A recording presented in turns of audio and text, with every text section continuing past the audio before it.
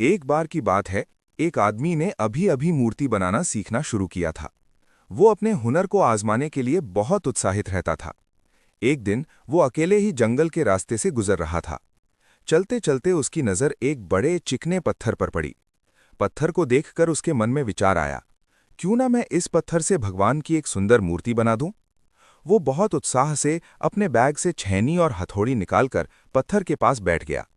जैसे ही उसने पहला वार किया, उसे ऐसा लगा जैसे पत्थर से आवाज आई, मत मारो, मुझे दर्द हो रहा है। आदमी ये सुनकर चौंक गया।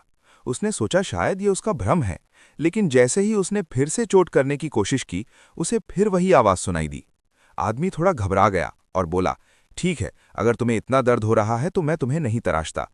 वो अपना सामान समेटकर आगे बढ़ गया। थोड़ी दूर चलने के बाद उसे एक और बड़ा पत्थर दिखा।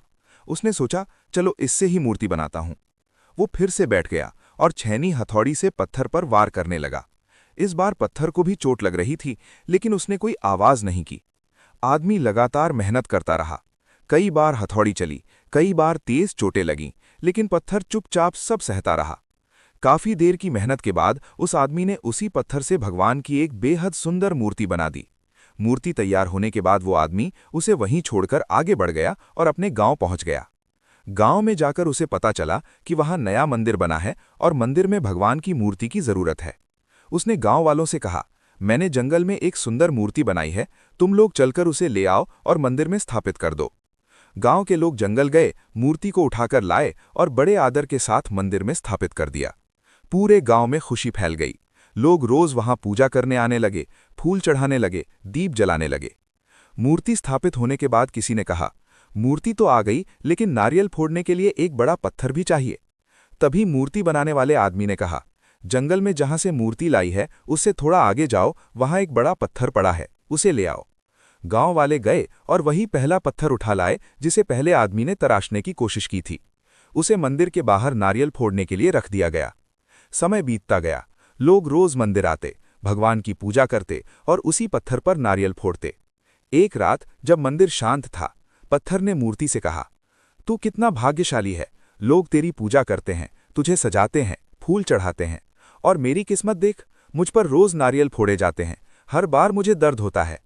मूर्ति मुस्कुराकर बोली, भाई, याद है जब मूर्ति बनाने वाला आया था, तब उसने मुझे बनाने से पहले तुझे तराशना चाहा था, लेकिन तूने दर्द से डरकर आवाज लगा दी। तूने पहली चोट ही सहन नहीं की। मैंने हर चोट को सहा, हर दर्द को झेला, उसी संघर्ष ने मुझे ये रूप दिया। अगर तू उस दिन थोड़ा दर्द सह लेता तो आज मेरी जगह तू होता और तेरी जगह मैं। पत्थर ये सुनकर चुप हो गया। उसे अपनी गलती समझ आ गई।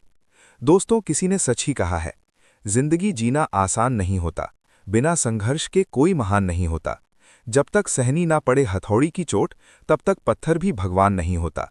इसलिए जब भी आपको लगे कि आपकी जिंदगी में मुश्किलें बढ़ गई हैं, दर्द और परेशानियां ज्यादा हैं, तो समझ लीजिए कि वही संघर्ष आपको तराश रहा है। आज की चोट ही कल आपको मजबूत बनाएगी और वही मेहनत एक दिन आपको खास बना देगी।